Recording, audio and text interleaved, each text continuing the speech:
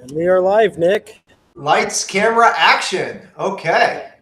Yeah, so we are live on LinkedIn right now, and we're going to wait for the audience to come in.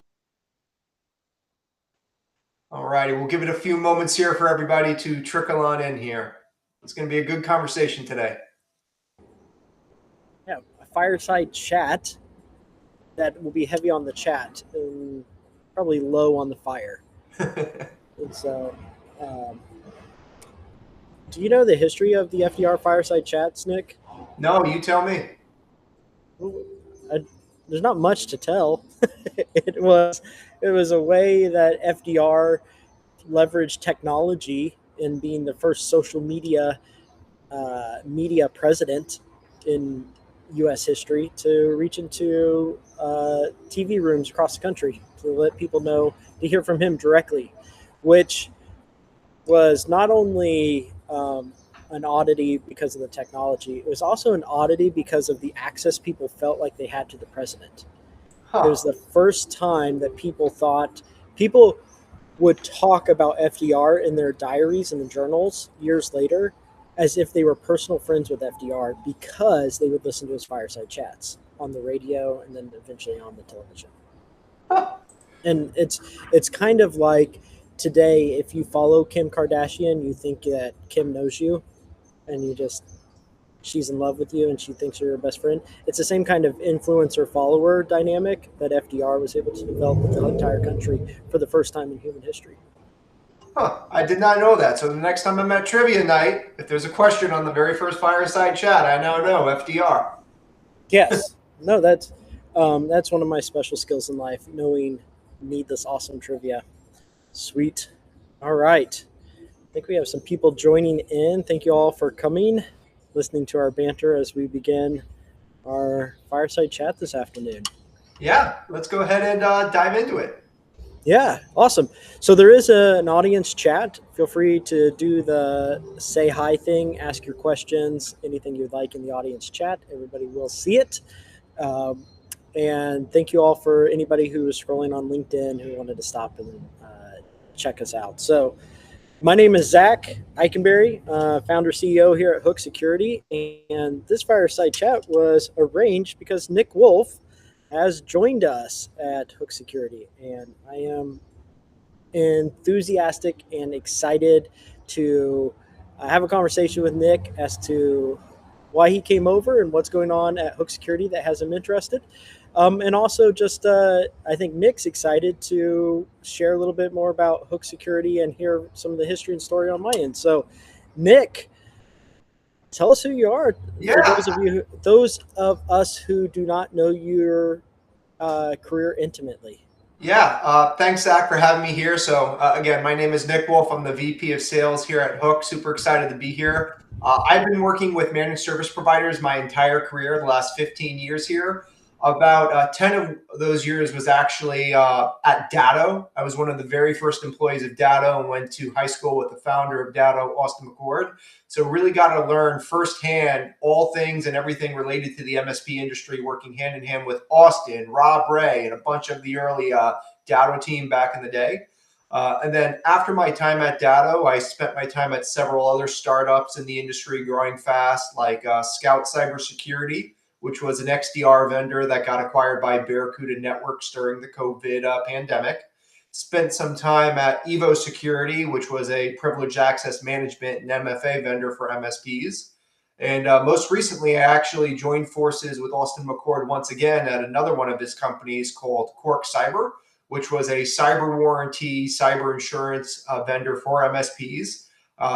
Helped them grow their revenue by 2,000% over a 2-year period. Really exciting stuff there. And one of my last projects that I did at Cork was actually work on the Hook and Cork integration. So small world there.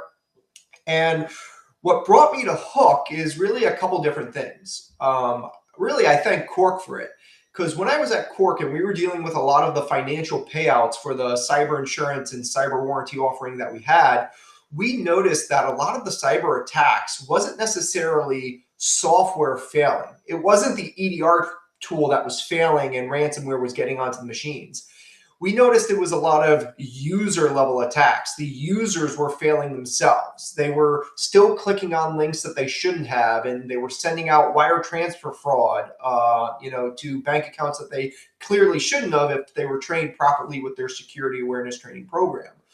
So really what draw me to Hook is, I want to be at the top of the spear, right? Let's protect the users and turn the users from the weakest link into the strongest asset for the organization. If an average small business can now have 20 users on their network that are actually going out of their way and reporting phishing links, reporting malicious emails, those are 20, security guardians that they're now having on their team. Whereas in the past, those were entry points potentially, where they could be clicking on things that they shouldn't have. And what really draw me to the team over at Hook is really the culture. For me, culture is important. One of my favorite philosophies during the early days of data was do what's right over what's profitable. And that sort of mantra is really something that the Hook team is following very, very closely, because everything that they do is with the MSP in mind. We're all in on the MSP industry.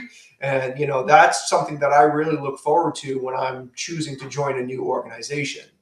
So that's why I'm here. But, Zach, I'm sure a lot of people have questions about you. So what is your history, Zach? Why did you create Hook? Why are you targeting MSPs? You're the founder and the CEO of Hook. And, what's your story? Are you a developer and an engineer and a nerd by heart? Or is there some other background that got you passionate to start a security awareness training company?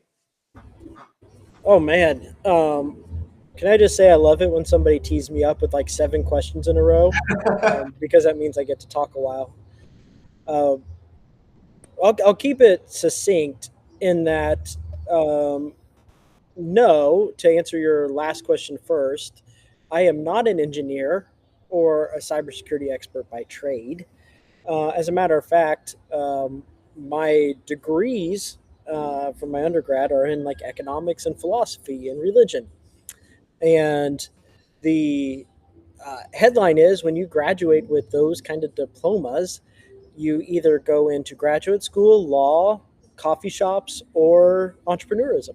And so I decided to hire myself. So I've actually never had the privilege of working for anybody since college, except for I work for all of my clients and partners all day long. The way that's translated over my history of my careers, as it were. So Hook is like my 8th startup. Is right before started Hook, started 2 high schools and middle school in the upstate of South Carolina, and schools they train young people to be entrepreneurial. We used to have a saying around there: "You'll never be unemployed if you care yourself," and that was the goal. And so from there, I actually met Ethan, our content guy at Next. From there, retired from there in 2019 and was talking to a friend of mine who's in cybersecurity, Adam Anderson, and he had just sold his identity and access management company, and he was telling me about this space called security awareness training, and I had never heard of it before. And I remember him talking to me for like 2 hours on night, and I interrupted him and I said, "Is the bad idea?" He said, "Yep, that's what we did." So, and then he that to a couple of companies, in particular Dave Setzer with Mail Protector and Survocity, and they told me about this very interesting world called managed service providers.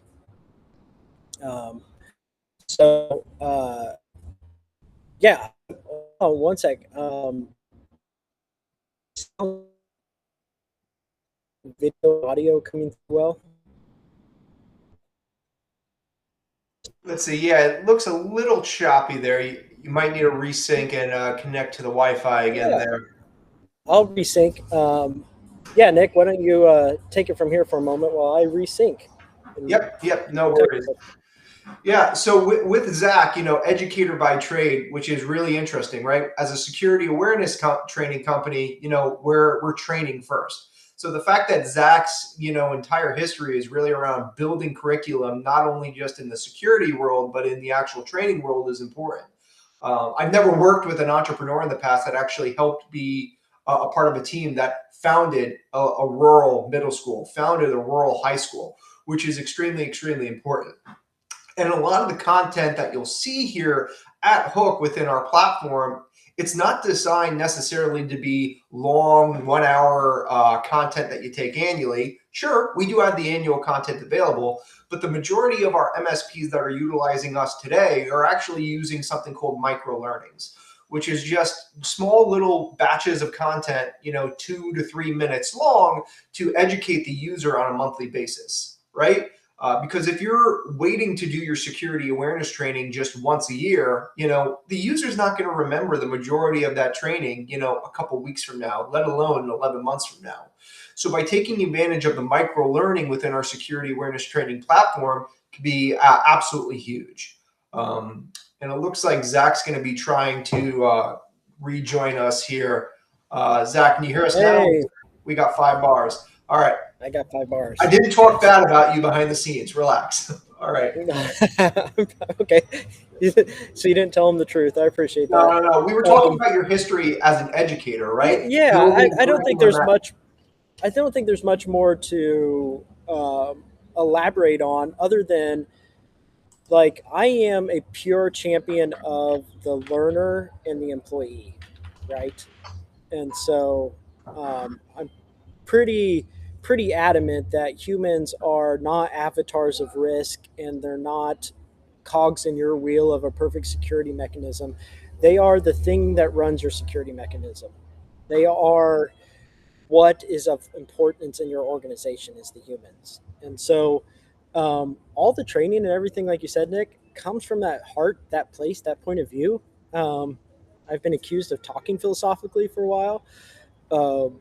But there's also an angle in which I think what we're trying to do to introduce the world, or what we're trying to introduce to the world, is also bringing forward the psychological sciences into the training, saying that if training is fundamentally a human endeavor and not a risk reduction endeavor, then what tools do you have to train your humans, and how do you know who's doing what in your organization? And I think the psychological sciences have a lot to say in a space that the behavioral sciences have been dominant. And so we spend a lot of time at Hook asking ourselves why people click. We're asking ourselves what is behind, if we assume that your employees are not trying to destroy the company and their jobs, like, what is actually happening here? Is it awareness, or is there something more to it that's actually happening? So that's a passion that we bring. And so you'll start seeing that more and more in our platform over time, but it's definitely baked into the DNA of our company. Is the psychological based approach. Interesting. Oh, yeah. Absolutely. Yeah. So I guess, what are some of the war stories that you've seen firsthand? I mean, obviously you've seen attacks of all different shapes and sizes. What are some of those stories that you've seen firsthand, either directly at Hook or through some of our MSPs that are doing business with us today? You're talking about the negative war stories or the positive stories of what training can do, or negative war stories? Like, what's an attack that you saw at a local MSP? Maybe it was a phishing attack, and it's like, man, that was a good one. That was a real good one. It might have even tripped me. Yeah, I think the one that I saw that was the most well timed, because most attacks, phishing attacks, or whatever you want to call them, threats, it's about context and timing more than it is awareness, right? So if you can get somebody with the right message or the right manipulation at the right time with the right context, you're going to win. So it has nothing to do with whether or not somebody is aware that there are bad people out there. And the one that comes to mind was, there was a very small MSP slash, you might call them an integrator, an ISV type thing, out of upstate New York. 5 engineers plus a CEO. They were just rolling us out, and they were at a very similar time they were rolling us out, like that same week, they got an attack that came in that said, essentially, hey, we need to authorize you and your domain for for getting into a new platform for security assessment, etc., which was just enough adjacent to us that they're like, oh, this assessment must be true. I need to authorize my email and inbox and everything so that somebody can come in and do a security assessment. So 4 out of the 5 people who were all cybersecurity people, some with CISSPs, clicked and provided access to some unknown third-party actor in order to get into their inbox to provide an assessment. And they found out about it not in real time. They found out about it later on. My understanding is that they attempted to get some access to some root systems, and that failed because of it, multi-factor and a few other weird things. They were not a very sophisticated group or person, but that gets that's pretty devious, because if you think that you're onboarding a new vendor and you get a request for something like that, the timing is just too potent, even for trained experts. That's the top one that comes to mind with MSP experts out there that we've experienced. Yeah, it's crazy. I think the hackers, they go after everybody, right? They'll go after a small business. They'll go after an MSP that is trained on cybersecurity. And correct me if I'm wrong, they will even go after a phishing company like Hook with a phishing attack. I mean, didn't we just get one a week or so ago? Well, you want to share that story? We get them every day. It's actually kind of boring how much we get them every day as a phishing company. And so we're kind of a crown jewel out there. So welcome to the team, Nick. You are a high-profile target to the hackers, to the bad guys out there. The one that we just got was interesting. I posted about it on LinkedIn, which I hadn't seen personally before, which was angry customer demanding a refund. Email comes in, cancel my account right now. I demand a refund. You owe me $200. And it's from a legitimate email and domain. It's not from just a series of letters in a Gmail account. Only issue is when you look into it a little further, never a customer, never worked with us, etc. And man, they hold that line hard. When I was going back and forth with them, because I like to mess with people, don't recommend it to the audience. But if you're like me and have a little bit of bravado, and you're in the phishing training world, you kind of want to dig in and figure out who these people are. Totally gaslight you, even set up a fake social media LinkedIn account to try to verify who they were, all for $200. And so, which seems odd that $200 US is not perhaps the most money in the world to anybody that would make a call like this or be on a fireside chat like this, but it could mean a lot to somebody else in the world. And it really drives them to do a lot of crazy spray and pray behaviors. And it also could be a potential repeat attack, right? They send this off now. If we would have paid the $200, the next one could have been the same attack, different domain name, different fake client, but for $17,000, right? Yeah, and I think most people should understand how hackers, the bad guy, the dark underworld lives. They're actually like individual contributors, and they do small projects. So they're each at a project layer. So somebody out there is specializing in phishing attacks, and whatever credentials or information or other things they can verify, they turn around and package that up to the next level.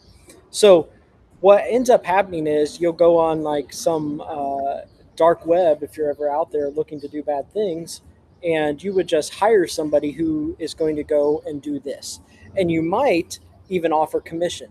Hey, I'm going to set up the infrastructure. You go out, spray and pray, get $200 from an angry customer. I'll give you $100 for everyone that lands, and then I'll use the next $100 to spin it up and continue to do it further.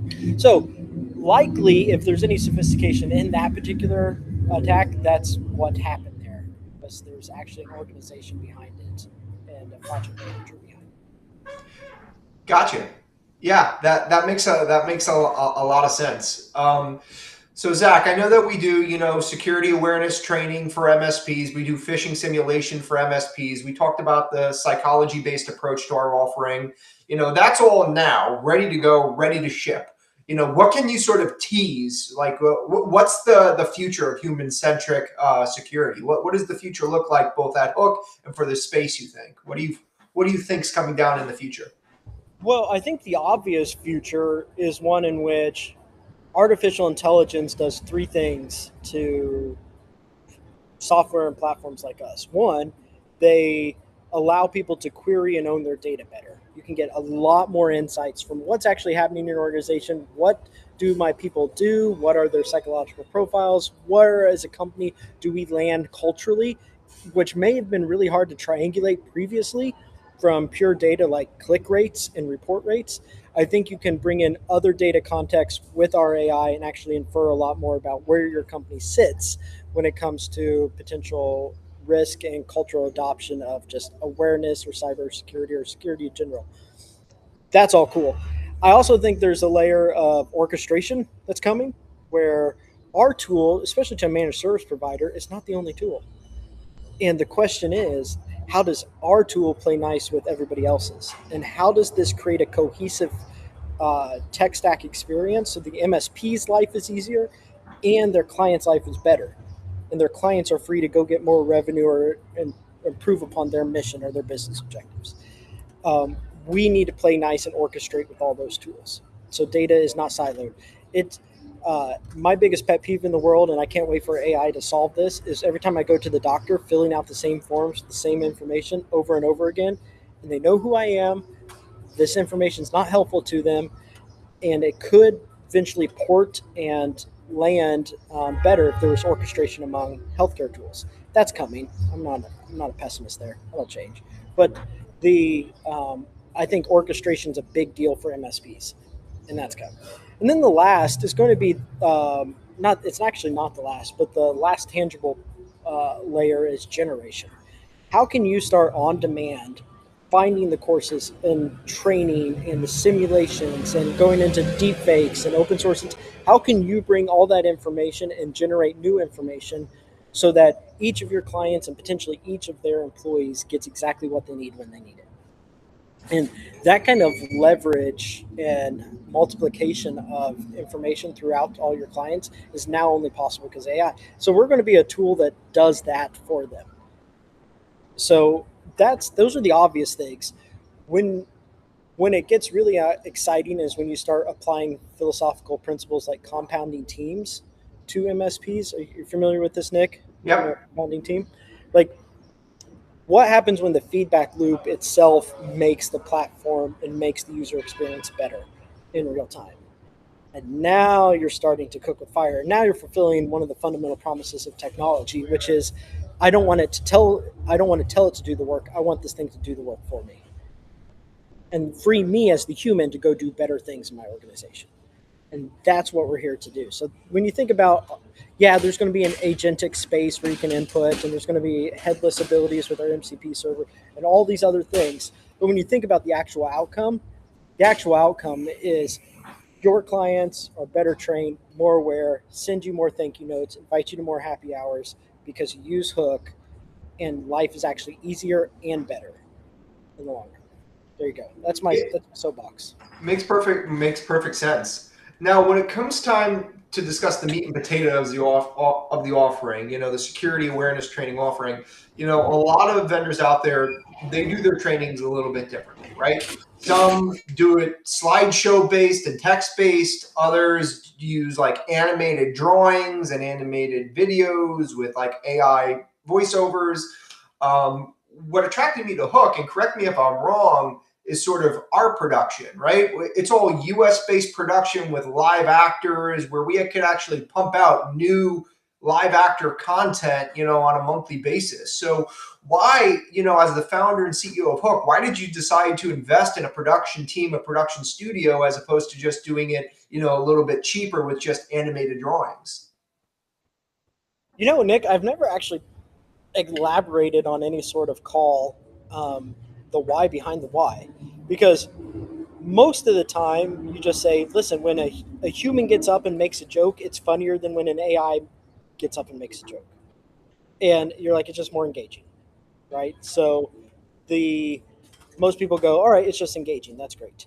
Um, we mentioned psychology earlier, so I might as well share a little neurology with y'all, and that is anime and cartoons actually light up a different part of the brain than human based. Um, And one way to distinguish between animation and anime and human based is the amount of errors. So we're actually getting to a point where the fact that all my words are not entirely smooth and picked out perfectly and in the right Shakespearean cadence and rhythm actually gives you proof that I'm a human talking on this fireside chat. So what happens is a different part of your brain is registering the information I'm giving you. And when you use AI and animation in particular to train on abstracted cybersecurity threats and risks, it's very hard for audiences to translate that abstraction into anything other than abstracted risk, right? But if you show them with humans, them doing the behaviors and actions or making a mistake, they concretely understand it better. This isn't true for kids. Kids actually have a different experience with cartoons than adults have experience with cartoons. So I'm just talking about the average workforce in the US. They cannot abstract risk properly from animation and anime. And that's part of the reason we use humans. And that's my soapbox. But there you go, some neurology and some neurobiology for you. Yeah, no, I appreciate that. So to start wrapping this up and to do some summarizing here, a lot of options in the industry for security awareness training. What I think you're going to notice with Hook and what's going to make us sort of like the easiest vendor to work with, specifically in the MSP space, is the fact that, if you're an MSP and you're not doing business with us today, there's no contract. It's all month-to-month basis if you wanted to sign up with us. We want to earn your business each and every month. We don't want to mandate that you have to sign a 3-year agreement, a 5-year agreement, or even a 1-year agreement. All going to be month to month with us with no large minimums. If you're a smaller MSP and you only manage 100, 200 users, that's totally fine. You're not having to buy a pack of 1,000 users or 5,000 users or anything, large or crazy. So you could start at the rate that you want to start off with us. And even though you're paying us on a month-to-month basis, we offer a price lock guarantee. So say you're an MSP and you start with us and you buy 150 users and you're on month-to-month terms with us, you can cancel us at any time. Even though you're doing business with us on month-to-month terms, we're going to lock in that price that you're paying us for life. So the price that you pay today as a partner will be the price 6 years down the line. And you're the one that gets to choose whether or not you stay with us or cancel with us, right? But it's kind of unique, right? A price lock guarantee to ensure that your rates never go up without you having to sign some sort of large agreement with us in return. I strongly believe as an MSP, you should always eat your own dog food, which is why we give all of our MSPs free NFR licenses. So you could utilize our training platform, our phishing simulation internally for your employees without having to eat any costs or pay for any licenses. Again, the only time you're going to get charged for a license cost is if a license is actually going to one of your end user customers. We do from time to time on our website do get some end user leads that contact us. And the majority of those times we do pass those leads back over to a local MSP. So if you sign up with us and you're in a certain region, don't be surprised if I knock on your door and say, hey, I got this, 7-user lead in Portland, Oregon, and they're looking for a security awareness training solution, and we want to pass it over to you, the local MSP. It's something that I've been doing quite recently here over the last few weeks since joining Hook. But I think we got even one more benefit up our sleeves for our partners, and it's something I'm excited to unveil here. We're launching a referral program. So I think I have a slide here I could bring up. There it is. Okay. So if you're one of our hundreds of happy existing MSP customers, number one, thank you for being a happy existing MSP customer of ours. We want to share the love here. So if you're a happy MSP customer doing business with us and you want to refer us to another MSP peer of yours, simply do a warm referral email to us at referral@hooksecurity.co. That's going to go to me and it's going to go to Zach. And it could be a simple email saying, hey, Nick, hey, referral team, this is Bob's MSP over here. He's a buddy of mine and he's interested in learning more about Hook because he knows that I use Hook and Hook's amazing. So if you refer us to an MSP and that MSP chooses to move forward and, purchase, Hook and be onboarded by our platform, we're going to send you, the referring MSP, a $500 digital gift card directly into your inbox during a 60-day period. So this is just a way to sort of thank you as the MSP for referring us. I know that when I was at Cork, about a third of our business came from referrals. So, we definitely want to give back. So again, if you're an existing MSP partner of us and this is your first time seeing this, we're ready to roll out this referral program today. Just hit us up at referral@hooksecurity.co. Because Zach, correct me if I'm wrong, we're all in on the MSP space. You're going to be seeing a lot more of us in the future, both at trade shows and online and at webinars. That's your mentality, right, Zach? Yeah. I mean, we didn't talk about that passion. And it's not just because cyber threats target small businesses by and large, but man, I'm just such a fan of anybody who would take a chance and build a business and run a business. The best way to support these small businesses is through their expertise at the managed service level. So, we are fans of the MSPs, and I actually believe, if no one cares if I believe it or not, but that managed service providers are going to be a permanent fixture in our economy moving forward in the AI time. And they are going to be more and more valuable to the U.S. small business and international small business communities. And so that's me philosophically waxing on. But yes, we're all in on the MSP. And that's Zach, Hook is a small business, right? We have, 10, 15 employees roughly? Yeah. Do we use an MSP? Yeah, we do. Yeah, brick by brick. Shout out to Steve Brickner in Winter Haven, Polk County, Florida. All righty, good stuff. So to take it on home and wrap us up here, one last final call to action. So again, I've been working with MSPs for the last 15 years, my entire career here. I'm a very short, sweet, and to the point sales rep. If you're an MSP and you're interested in looking into Hook and how our security awareness training platform works, or seeing what the pricing looks like, you could go ahead and scan this QR code. It will bring up my booking link if you wanted to book a demo and review the pricing with me. You could also email me, give me a call, connect with me on LinkedIn. So super excited, to engage with MSPs of all shapes and sizes. We are available worldwide. So for my MSP friends in Australia or overseas in Europe, happy to do business with you. Again, just go ahead and scan that QR code and happy to do a demo with you. Before we wrap it on up, Zach, any final feedback, any closing thoughts? Yeah, Nick, I have a lot of curiosities about you, but maybe you could tell us, since you've been in the channel for years and years and years, just give us a hot take. I'm putting on this. What is your current favorite MSP event? Okay, so what's your current event? You got to tell us, and then perhaps, I'll leave it at that for now. All right. So my favorite event used to be DattoCon.